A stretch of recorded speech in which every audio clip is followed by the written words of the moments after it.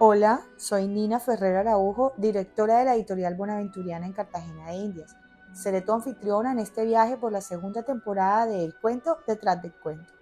Como siempre, después de estas largas vacaciones, nos acompaña en la edición Kevin Ruiz Bocio, integrante del Club de Lectura Catarsis Literario. Para esta temporada vamos a tener grandes sorpresas. Una de ellas es que ya la primera temporada se encuentra disponible en YouTube. Empezamos esta segunda temporada con una promesa. La historia que nos pidió Luisa Fernanda Pérez Viloria en el episodio de La criatura de Mary Shelley.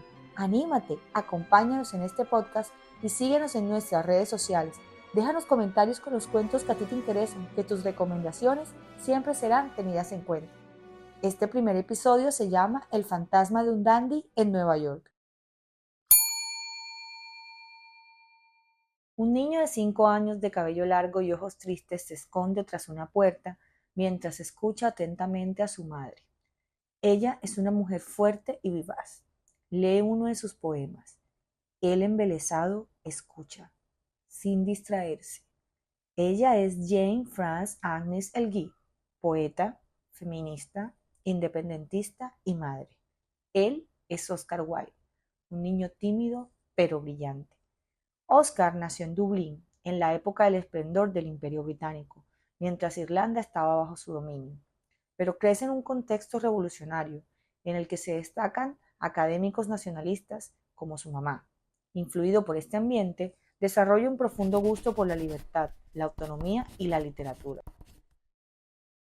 Wilde fue un alumno maravilloso, se destacó tanto en el Trinity College de su ciudad de origen como en el Magdalen College de Oxford en Londres, al que ingresó luego de ganarse una beca. Seducido por la estética londinense, poco a poco el tímido niño se transformó en Wilde, el dandy, un hombre de ingenio mordaz, una celebridad, seguidor del esteticismo que promovía el arte por el arte mismo. Para Oscar, cualquier asno con una pluma podía escribir tonterías y todas las tonterías podían decirse de una manera artística.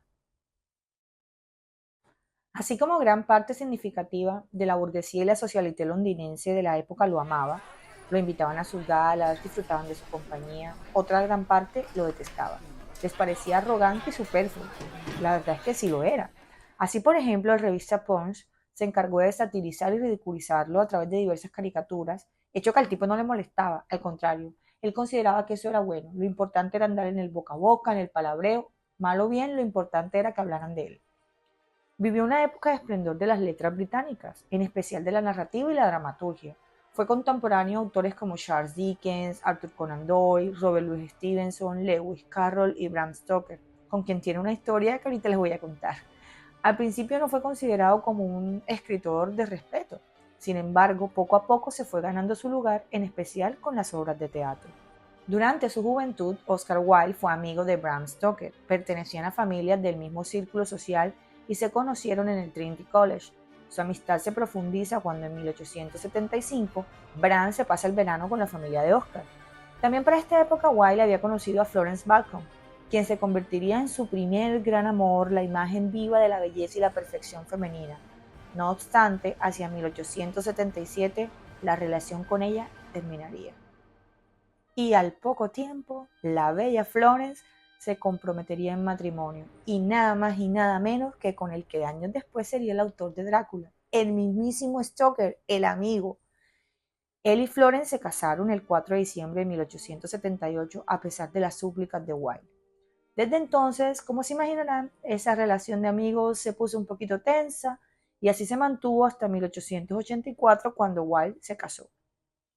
Puedo ver un hombre a finales del siglo XIX, de cabello más largo de lo normal, con pantalones cortos, zapatos aterciopelados, un girasol en la solapa, una presencia ineludible y una conversación estupenda.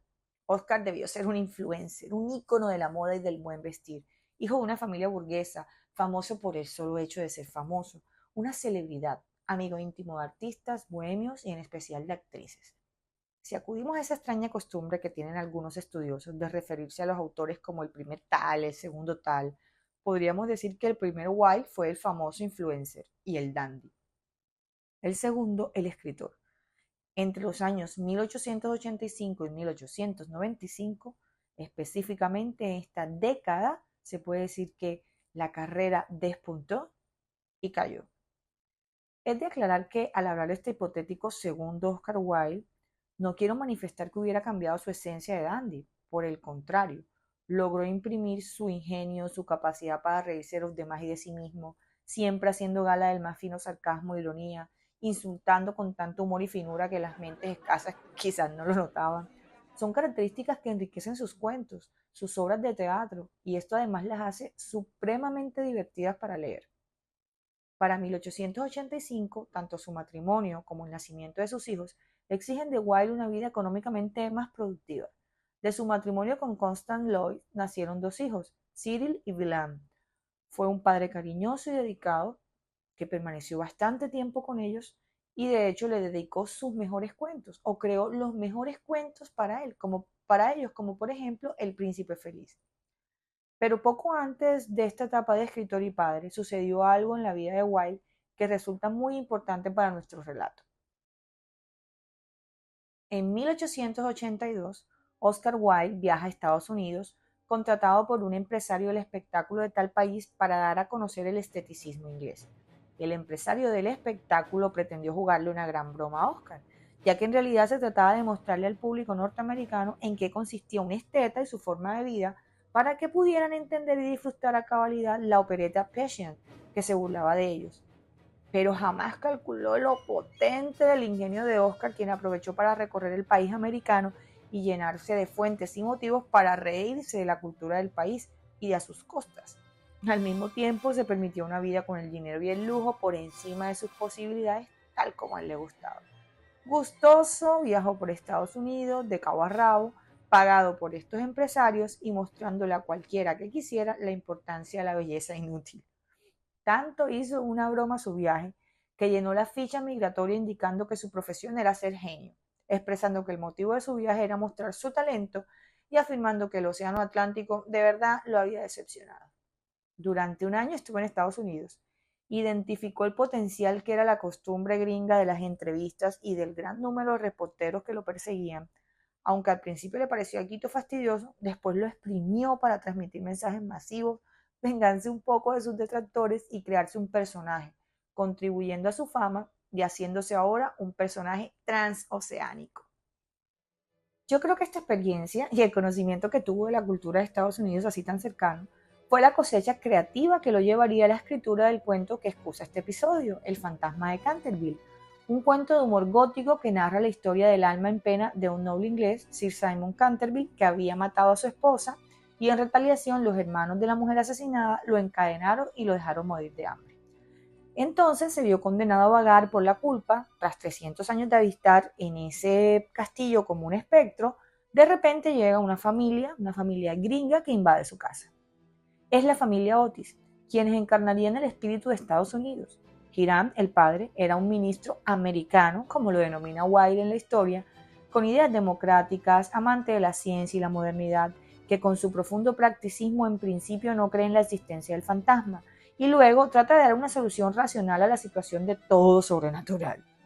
Por su parte, los Canterville, fieles a su rancia tradición inglesa, eran incapaces de vivir en el castillo por temor al fantasma de su antepasado, razón por la que vendieron la propiedad con todo lo que había en ella, incluyendo el alma en pena.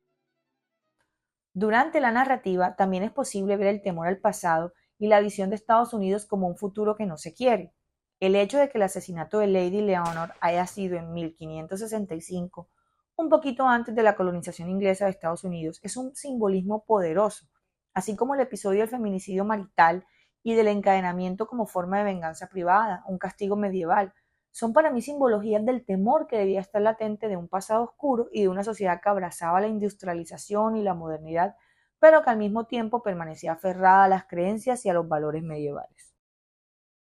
También es claro el simbolismo de la elección de los nombres, tan relacionados con el orgullo político de Estados Unidos. El hijo mayor se llama Washington, la hija se llama Virginia, y los gemelos son apodados estrellas y barras como la mismísima bandera gringa. Hay al menos dos fragmentos al inicio del cuento que ilustran lo que estamos conversando y que reproduciré sin considerar los spoilers, ya que están en las primeras páginas.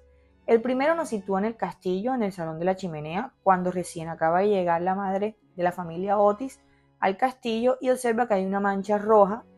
Le dice pues a la señora Unmei, que es como la ama de llaves, ¿qué hace esa mancha ahí? La señora le contesta que es la sangre de Lady Leonor, que fue asesinada por Sir Simon en 1565, a lo que uno de los hijos, el mayor Washington, con total desprecio por lo sobrenatural y sin preguntarse si acaso qué fue lo que pasó, responde: todo eso no son más que bobadas. Hay un producto quitamanchas, el incomparable campeón Pinkerton hará desaparecer esa mancha. De la misma forma, ante la primera aparición tenebrosa del fantasma, el padre, fastidiado por el ruido que hacía con sus viejas y oxidadas cadenas, le dice: mi distinguido señor, le ruego encarecidamente que engrase esas cadenas. Le he traído para ello una botella de engrasador Tamani Sol Naciente.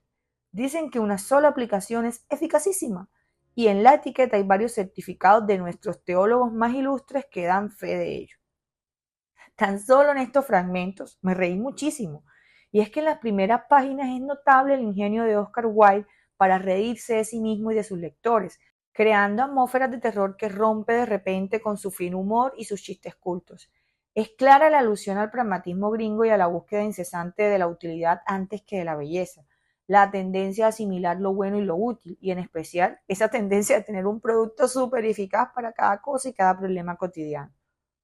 Puedo ver a Oscar sentado en su sillón frente a sus hijos, contándoles la historia del fantasma, casi todo lo posible por asustar a una familia gringa, hasta resignarse por no hacerlo. Podría ver la manera como dibuja pequeñas sonrisas entre cada broma, disfrutando cada anotación satírica. Lo imagino recordando la vez que lo llevaron a Nueva York para exhibirlo, riéndose de ellos porque le permitieron vivir un año viajando sin hacer nada más que mostrar su encanto, mientras aprendía lo necesario para parodiarlos y además le pagaron por ello.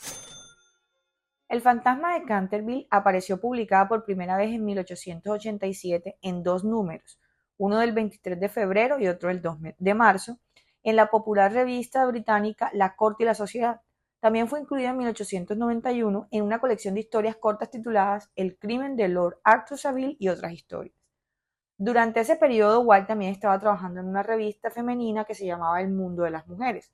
A esta revista le imprimió algunos cambios y otro dinamismo, sacándola de los temas que para la época eran considerados como para mujeres y vinculándola más con el arte y la literatura. Años después, en 1892, Oscar Wilde publicó su única novela, que seguro la han escuchado, El retrato de Dorian Gray, y su época dorada se extiende hasta 1895, cuando estrena su obra de teatro La importancia de llamarse Ernesto. Sin embargo, este gran éxito en las tablas de teatro es también el comienzo de su declive, del tercer Wilde, del Wilde para el que su obra e ingenio se convirtieron en cuchillo para su garganta.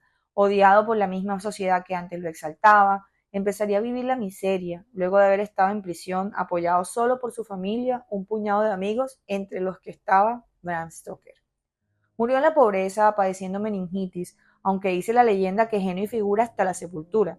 Confinado en un hotelucho de mala muerte en París, desde su lecho de muerte se atrevió a criticar la decoración del mismo y afirmó que moriría tal como vivió, por encima de sus posibilidades. Pero si quieres conocer más ya de esta parte de la historia del fin de los días de Oscar Wilde, te invito a leer El último testamento de Oscar Wilde de Peter Ackroyd o la recopilación de las actas de los procesos contra Oscar Wilde realizada por Ulises Petit de Murat, o incluso verte una película que se llama La importancia de llamarse Oscar Wilde, que narra un poco el final de los días. Finalmente, creo que, aunque en apariencia El fantasma de Canterville es una historia para niños, es un cuento lleno de humor, terror cómico, en realidad tiene una simbología y una crítica social que es posible ver si conocemos también la biografía del autor. Solo mencionaré dos elementos de esta potente crítica que está presente en los fragmentos que ya cité para evitar spoilers. Primero, la mancha de sangre es una metáfora de la presencia del pasado que no puede olvidarse y que busca siempre cómo resurgir. Y en segundo lugar, las cadenas viejas y oxidadas son la culpa que ata y que hace permanecer en la vida en pena, aferrados a seguir sufriendo. Aunque parecía un hombre feliz, para la época que escribió el cuento, Wilde era un hombre atado a los convencionalismos sociales y la extrema moral victoriana. También, como el fantasma, se negó a engrasarse las cadenas y quiso mejor liberarse, lo que le costaría la vida, pero para él esta muerte también sería la liberación. Mucha de la información contenida en este episodio es producto de la lectura del libro Oscar Wilde, El esplendor y la decadencia de un dandy escritor de Herb Romain y también del libro Conversaciones con Oscar Wilde de A. H. Cooper P. Gracias por escucharnos. Si te interesa saber más de las historias que están detrás de las grandes historias de la literatura universal, ya sabes qué tienes que hacer. Te invitamos a seguirnos y tendremos un capítulo nuevo cada mes. Recuerda, soy Nina Ferrer Araujo de la editorial Bonaventuriana en Cartagena de Indias y este fue El Cuento Detrás del Cuento, segunda temporada, episodio 1. Agradeciendo a la Oficina de Mercadeo y Comunicaciones de la Universidad de San Buenaventura Cartagena por el diseño de nuestra imagen y carátula y a Kevin Ruiz Bocio, integrante del Club de Lectura Catarsis Literaria, por la edición de este episodio.